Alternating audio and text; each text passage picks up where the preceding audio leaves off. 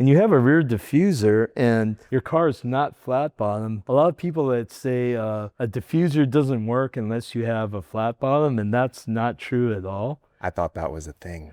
It works better with a flat bottom for sure, but it still does stuff. Like there's a lot of air flowing under your car. And if you don't have a flat bottom, all the crap under your car causes your boundary layer to get thicker and your flow volume gets worse. But you do have higher velocity closer to the ground. So you're getting stuff there and you can exploit it by using the diffuser. Now, your diffuser goes to probably the rear axle. Yeah. The same thing, like you want to keep your diffuser angle between 10 and 12 degrees. Now I noticed that you have some, strakes on the bottom. And what these do is they generate vortexes that helps the airflow stay attached to the bottom of the diffuser. They also can direct the flow and to drive some pressure differential. I think yours are canted outwards. So you're having up and down diffusion and out to the side diffusion. So that generates more of a pressure differential, so you can get lower pressure in the throat.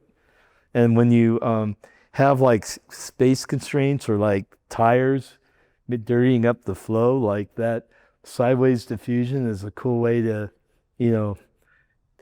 take advantage of the area you got. And the interesting thing too is that your rear wing kind of drives a lower pressure zone here. So it actually activates the diffuser and makes it more effective. You have your rear diffuser, it's within safe parameters.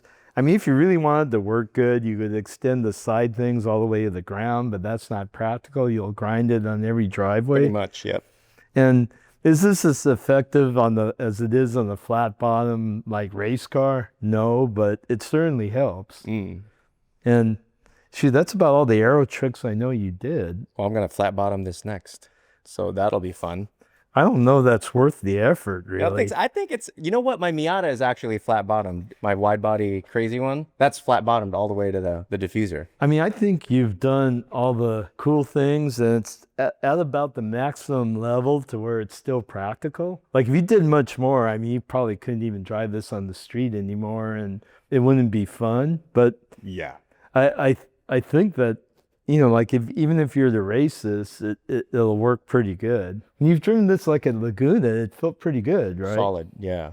Yeah, so this is a lot better than most people's race cars. So, I think you did a good job. You can still drive it. And this is a canyon car, by the way. I know some of you guys might think this is a track car, but this is a purpose-built canyon car that I sometimes take to the track. Now, when you go all the way to the back of your car, you have like a little spats, and you probably did that so you don't get rock chips. Pretty much. But that actually helps drive your diffuser and make your diffuser work a tiny bit better. Like you see some cars, they actually have side gurneys on the end plates, and then that drives a pressure differential and kind of helps the end of the wing work a little more. So if you're working on aero in your car, don't be afraid to experiment, but follow like the same guidelines that Dean did and just don't go too crazy, and for sure you'll get gains. Now cosmetically this looks crazy, but aerodynamically it's not really crazy, and it'll make a big difference. And just the way the attention to detail and the cleanness, it has a huge visual impact, but it's not ricey looking, and everything on here is functional and has purpose. So I really dig your car. Thanks, man. And thank you for bringing it out.